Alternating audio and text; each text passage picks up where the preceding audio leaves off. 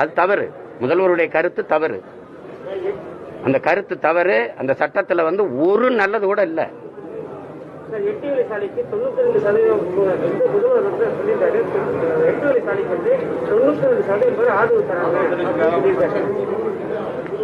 நான் மக்களை சந்திச்சு களத்துல நின்று போறேன்னு 100 விழுக்காட்டு மக்கள் எதிராக இருக்கிறாங்க.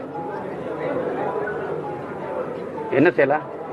எல்லாரும் போமா, ஒரு நாளைக்கு சேலத்துக்கு போமா, 8 வழி சேலத்துக்கு கேட்போமா மக்கள்கிட்ட?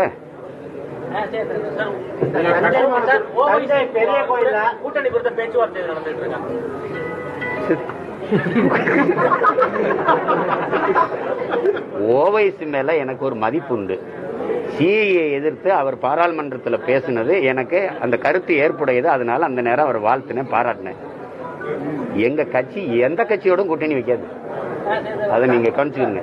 அந்த அமைப்பு இந்தியா முழுவதும் பரவலாக பேசப்பட்டு வருகிறது. அதனால உங்களுடைய பார்வை அவங்க திரும்பி இருக்கா? அப்படிலாங்க. ஆம் ஆத்மி கூட தான் இந்தியா முழுமைக்கு பரவலாக பேசப்பட்டுச்சு. அதனால நாங்க அதோட போய் கூட்டணி வச்சிட்டோமா? அப்படியெல்லாம் கிடையாது. நாங்க எங்க கோட்பாடு இந்த பாருங்க.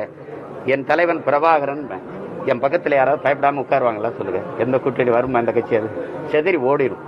அதனால அது நாங்க ஏற்கனவே வேட்பாளரை நீங்களே பாக்குறீங்க. தஞ்சாவூர்ல எல்லா வேட்பாளரையும் இறக்கி போட்டிட்டு வேலை செஞ்சுக்கிட்டு இருக்கோம். நாங்க வேட்பாளரே விஷயம். நான் அப்புறம் யாரோட போய் கூட்டணி நாங்க எளிய பிள்ளைகளா இருக்கிறோம்.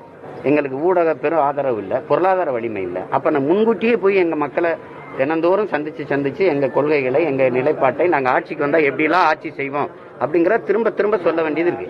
இப்போ கமலையோ ரஜினியவோ காட்டுற மாதிரி ஊடகம் நான் பேசுறத காட்டாது. இப்ப நீங்க எடுக்கிறீங்க, இது எதையும் போட மாட்டீங்க.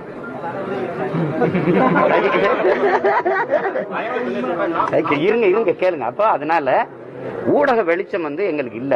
அப்படிங்கும்போது நாங்களே ஊடகமா மாதிரி முதல்ல போய் தயாராகி எங்களுக்கு ஏன்னா மற்றவங்களுக்கு இப்ப யாரோட கூட்டணி வைக்கலாம், எதை செய்யலாம், ஒரு குழப்பமும் கிடையாது. எங்களுக்கு எந்த குழப்பமும் கிடையாது. தெளிவா முடிவெடுத்து தெளிவா செய்வோம். 117 பெண்கள்னா 17 நிப்பாட்டும். 117 ஆள்னா நிப்பாட்டும்.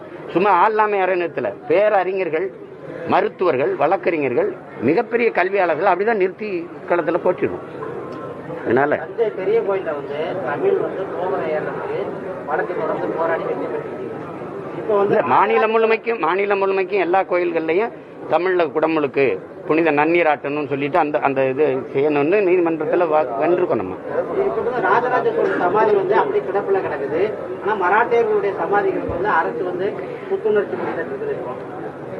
அது வெள்ளக்கார நினைவிடம் கூட பராமரிக்கப்பட்டு தான் இருக்குது. இங்க சரபோஜி மன்னர்கள், எங்கள் முன்னவர்கள், எங்கள் மூதாதைகளை படையெடுத்து வீழ்த்தி இந்த நாட்டை ஆண்டாங்க. ஆனால் இன்று குறைக்கு அந்த பொன் சிலைக்கே இளவரசர் பட்டத்தை கொடுத்து மரியாதை செஞ்சுக்கிட்டு இருக்கிறது ஏற்புடையது அல்ல.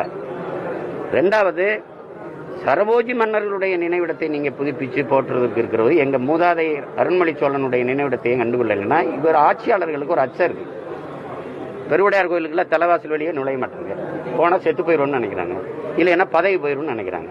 என் பாட்டனுக்கு கோயிலுக்கு இந்த ஏதாவது கட்ட போனா, அந்த ஏதாவது நினைவு கட்ட போனா கிச்சு போயிருமோ ஏதோ, அதான் பயம் உங்களுக்கு. எனக்கு அது இல்லை. பாட்டனுக்கும் பிறகு நான் முத போகும்போது அந்த குருக்கள் கட்டாரு, என்ன சீமான் யாருமே வர பயப்படுவாங்களே, நீங்க இவ்வளவு தைரியமா வந்திருக்கீங்களேன்னாரு. அது பாட்டனுக்கும் பகைவனுக்கு தான் பிரச்சனை. இது தாத்தனுக்கு பேரனுக்கு ஒரு பிரச்சனை இல்லை. நீங்க பூஜை நடத்துங்கன்னு சொன்னேன். அதாவது இவங்க கட்ட மாட்டார்கள். நான் நினைவிடத்துல போய் ஒரு உறுதியேற்றேன். என்ன தெரியுமில்ல, ஒரு வயலும் கட்ட மாட்டான். உன் பேரை நான் அதிகாரத்துக்கு வந்தா உனக்கு கட்டுவேன், நீ நிம்மதியாயிருன்னு சொல்லிட்டு வருவேன். அதுதான் இங்க செய்ய மாட்டாங்க. இப்ப நீங்க கோரிக்கை வைங்கல, கட்ட மாட்டாங்க.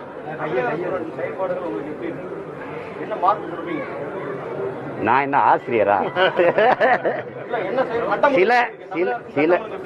சில இடங்கள், சில முடிவுகள் அவர் எடுத்தது 7.5 விழுக்காடு தீர்மானம் சட்டமிட்டு கொண்டு வந்தது. புதிய வேளாண் சட்டத்தில் எந்த நல்ல அம்சமும் இல்லை என்றும், நாம் தமிழர் யாருடனும் கூட்டணி வைக்காது என்றும் நாம் தமிழர் கட்சியின் தலைமை ஒருங்கிணைப்பாளர் சீமான் தஞ்சையில் பேசியதை பார்த்தோம். தமிழகம் மற்றும் புதுச்சேரியில் வடகிழக்கு பருவமழை